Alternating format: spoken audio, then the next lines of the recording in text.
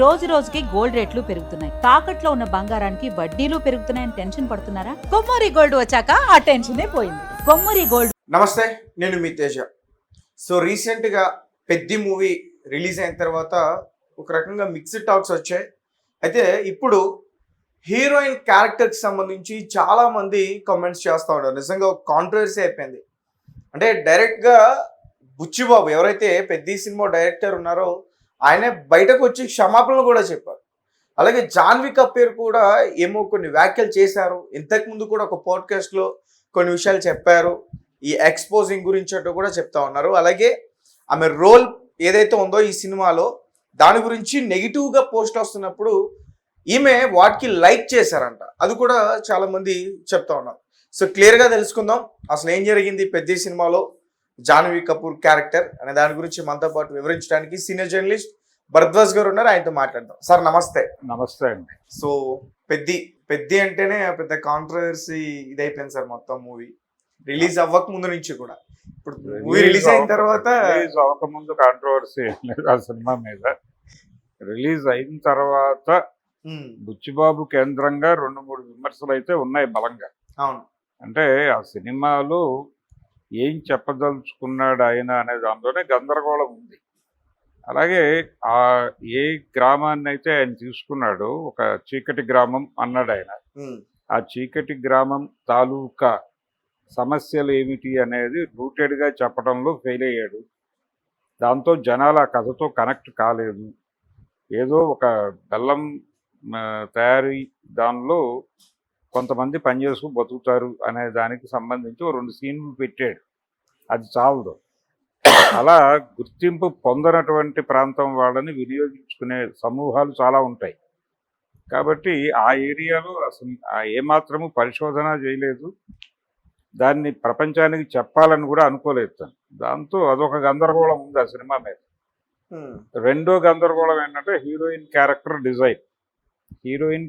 Design పరమ వరస్ట్గాను, అలాగే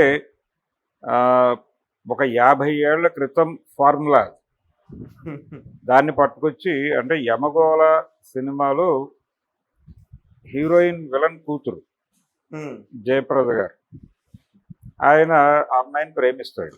ఇది స్టోరీ. వాళ్ళిద్దరూ డ్యాన్స్ చేస్తూ ఉండగా రావుగోపాలరావు గారు చెట్టుచాటు నుంచి చూసి తల కొట్టుకోవడం, ఇలాంటి సన్నివేశాలు కొన్ని 100 సినిమాల్లో వాడారు ఆ తర్వాత.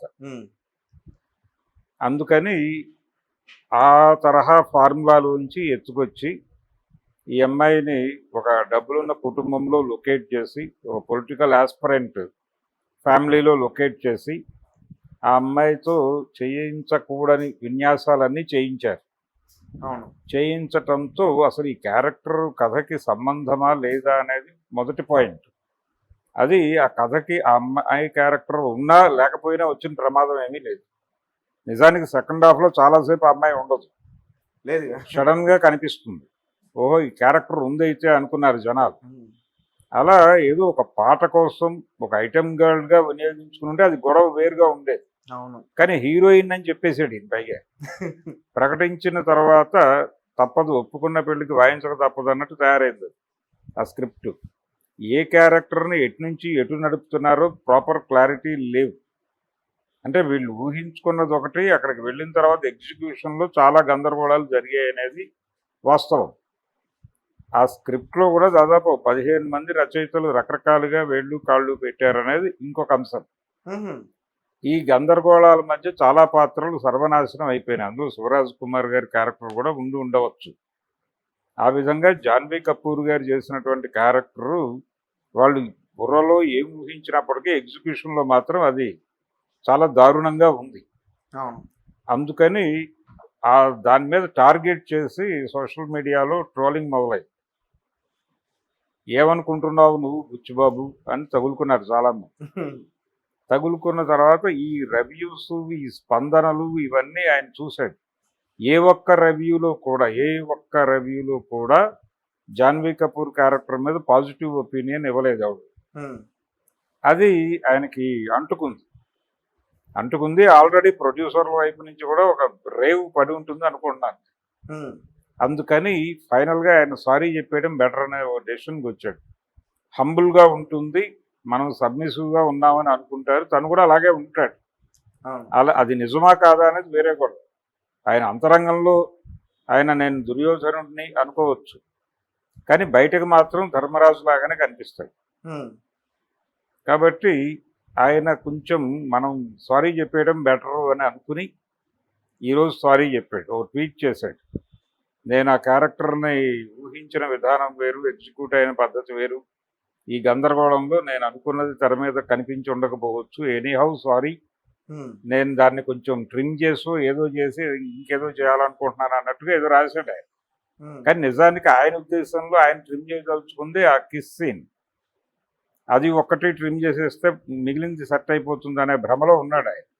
దాన్ని పెద్ద సీరియస్గా పట్టించుకోవట్లేదు ప్రపంచం. ఆ, అసలు టోటల్గా ఆ క్యారెక్టర్ గెటప్ డిజైన్ చేయటంలోనే తప్పు ఉంది. అవును. అందుకని అవన్నీ క్యాలిక్యులేట్ చేసి మాట్లాడుతున్నారు. అంటే ఒకటి తీసేస్తే మొత్తం ఆ క్యారెక్టర్ తీసేయాలి. తీసేయాలి, ఆ పాటతో సహా, చిక్రీ అనే పాటతో సహా తీసేయాలి. అవును. లేదు అంటే కనుక ఈ సారీ చెప్పేశాడు కాబట్టి ఇంకా దాన్ని నేను డిస్టర్బ్ చేయక్కర్లేదు, వదిలేసి నెక్స్ట్ టైం ఇలాంటి తప్పు మళ్ళీ రిపీట్ కాకుండా చూసుకోవటం. ఉమ్, తప్పు జరిగిపోయింది, భవిష్యత్తులో ఇలాంటి తప్పులు చెయ్యను అని ప్రామిస్ చేస్తున్నాను, క్షమించండి. ఎవరికి చెప్పాలి? ఆవిడకి కూడా సారీ చెప్పాలి. ఎందుకంటే ఆవిడ కూడా ఈ క్యారెక్టర్ పరమదరిద్రంగా ఉంది అని పెట్టిన పోస్టులకి లైక్ కొట్టింది. నిజమే, నాకు కూడా ఇన్నర్ ఫీలింగ్ అదే, కానీ ఏదో చెప్పాడు కాబట్టి చేసుకుంటూ వెళ్ళిపోయాను అన్న ధోరణిలో ఉంది ఆ అమ్మాయి. ఉమ్, కనుక అంతకంటే దాడే ఉండదు ఒక డైరెక్టర్కి. కనుక ఆయన సారీ చెప్పేసి కథకి సంబంధించి ఉన్నటువంటి డొల్లతనాలకి ప్రేక్షకులకి సారీ చెప్పాలి, ఉమ్, క్యారెక్టర్ పరమైన డొల్లతనానికి ఆ క్యారెక్టర్ పోషించినటువంటి జాన్వీ కపూర్కి సారీ చెప్పాలి. పైగా శ్రీదేవి కూతురుగా ఆవిడకి తెలుగు ప్రేక్షకుల మనసుల్లో ఒక స్థానం ఉంది. ఆ స్థానాన్ని కలుషితపరిచినట్టుగా భావిస్తున్నారు ఇప్పుడు జనాలు. అందుకని ముందు ఆ ఫీలింగ్లో నుంచి బయటకు తీసుకొద్దామని సారీ చెప్పాడు ఆయన. ఉమ్. ఈ సారీ చెప్పారు, ఓకే, హీరోయిన్ క్యారెక్టర్కి సారీ చెప్పారు, కానీ సినిమా చూసి అంటే జాన్వీ కపూర్ చేసిన సినిమాలో ఇంతకు ముందు కూడా చాలా ఎక్స్పోజింగ్ ఉంది సార్. అంటే మీరేమంటారు? ఇందులో క్యారెక్టర్ లేకపోవడం వల్ల ఏం లేదు, ఆ క్యారెక్టరు లేదు, ఉన్నంత వరకు అలా వాడుకున్నాడు. ఆ, అలా వాడుకున్నాడు అంటే కొంచెం ఓవర్ కూడా వెళ్ళింది. క్యారెక్టర్ డైలాగ్ పరమైన బూతు ఉంది, బాడీ లాంగ్వేజ్లో గందరగోళం ఉంది, ఉమ్, అసలు దాన్ని ఊహించటంలోనే తప్పు ఉంది. అవును, చాలా. ఆ క్యారెక్టర్ని ఊహించేటప్పుడే ఒక డిగ్నిఫైడ్ లుక్ ఇవ్వాలి, అది లేదు. ఇప్పుడు రంగస్థలంలో కూడా ఇలాంటి ముద్దు సన్నివేశం ఒకటి ఉంది, సమంతది. సమంతకి రామ్ చరణ్కి. ఉమ్, ఆ సీన్ను ఆ క్యారెక్టర్ని చాలా డిగ్నిఫైడ్గా డ్రైవ్ చేశాడు డైరెక్టర్. అవును. ఆ డీసెన్సీ డిగ్నిఫైడ్గా వెళ్ళటం ఇక్కడ మిస్ అయింది. ఆ డిగ్నిఫైడ్ నేచర్ లేదు ఇక్కడ, అందుకని ఇది మిస్ఫైర్ అయింది. ఉమ్, మిస్ఫైర్ అయ్యి ఇప్పుడు అది చుట్టుకుంది గట్టిగానే. ఉమ్, కాబట్టి సారీ చెప్పక తప్పలేదు అతను, అది కండిషన్. ఏదేమైనా ఈ ప్రభావం వసూళ్ల మీద పడుతుంది, అది సోమవారం తర్వాత ఆ సినిమా ఎలా ముందుకెడుతుంది అనేది అనుమానం.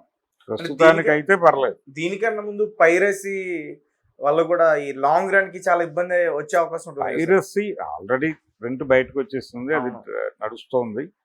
ఆ ఇబ్బంది ఎలాగూ ఉంటుంది, కానీ థియేటర్కి వెళ్ళాలనే మూడ్లో ఉన్నారు జనాలు.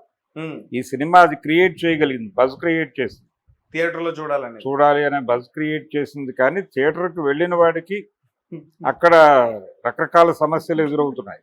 అంటే అవును. వాడిని థియేటర్లో హోల్డ్ చేసే పరిస్థితిలో సినిమా లేదు. అవును. అందుకని ఒక రకమైన చిరాకు. ఫస్ట్ హాఫ్ పర్లేదు, సెకండ్ హాఫ్ దారుణంగా ఉంది అని కొంతమంది, అంటే ఫస్ట్ హాఫ్ బాగాలేదు సెకండ్ హాఫ్ అంటున్నారు, కానీ రెండు హాఫుల్లోనూ చాలా గందరగోళాలు ఉన్నాయి. ఉమ్, అంటే కథలో ఆయన చేసిన మిస్టేక్ ఒకటి, ఆ ఊరు గురించిన చరిత్ర జనాలకు చెప్పకపోవడం. రెండోది ఏంటంటే టోటల్గా బాధ్యత నేను ఒక్కడిని చూసుకుంటాను, మీరు జస్ట్ ఇంట్లో మందు కొట్టి పడుకోండి అని రెస్ట్ ఆఫ్ ది పీపుల్ చెప్తాడు ఆయన, రామ్ చరణ్. అది తప్పు. ఉమ్, జనం పార్టిసిపేషన్ లేకుండా ఒక ఊరి సమస్య నువ్వెలా పరిష్కరిస్తావు? అవును. వారి వల్ల కాకపోతే నువ్వు కదా అందరినీ చేయాల్సింది. ఇన్వాల్వ్ చేయాలి కదా, అందరినీ ఇన్వాల్వ్ చేయాలి, అది అందరికి సమస్య, అందరినీ రోడ్డు మీద తీసుకురావాలి. నిజానికి వాడు అథ్లెట్ అవ్వక్కర్లేదు, అక్కడ రన్నర్గా గెలిచినప్పుడే మేం ఇంత కష్టపడితే ఇన్ని ద్రోహాల తర్వాత ఇక్కడ నిలబడ్డాము. కాబట్టి మా జీవితాలు ఇవి, మాకు కావలసినవి ఇవి, మా సమస్యలు ఇవి అని మాట్లాడి ఉంటే అక్కడి నుంచే క్లైమాక్స్కి వెళ్ళిపోతే అరగంట సినిమా సేవ్ అయ్యేది కదా జనాలకి. ఉమ్, మూడు గంటల 20 నిమిషాలు ఎందుకు కూర్చోబెట్టాలి మీరు లోపల జనాల్ని? అదంతా లాగే కదా. ఆయన ఆఫీసర్ల చుట్టూ తిరగటం, వాళ్ళతో చీకొట్టించుకోవటం, ఢిల్లీలో ఆయన ఎక్కడ ప్లేస్ దొరికితే అక్కడ కూర్చుని కాళ్ళు ముడుచుకుని పడుకోవడం, ఇవన్నీ అవసరం ఆ సినిమాకి? అనవసరమైనటువంటి కంటెంట్ చాలా తీసి అది అవసరం అని ఫీల్ అయి పెట్టారు. అదొక గందరగోళం. ఉమ్. అందుకని టోటల్గా సినిమా కొత్త పాయింటే కానీ ఆ కొత్త పాయింట్ని ప్రాపర్గా ఎగ్జిక్యూట్ చేయలేకపోయాడు. అందుకని సినిమా అలాంటి ఒక విచిత్రమైన పరిస్థితిలో నిలబడింది. Right sir, thank you so much. Thank you.